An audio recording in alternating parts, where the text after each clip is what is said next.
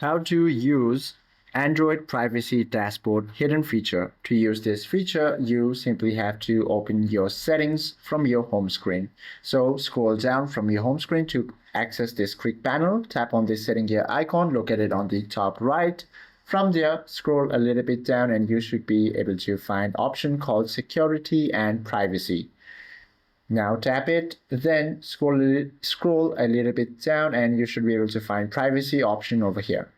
All you have to do is go ahead and tap on it. From here, you should be able to find a permission of uses and a lot of histories regarding the phone itself.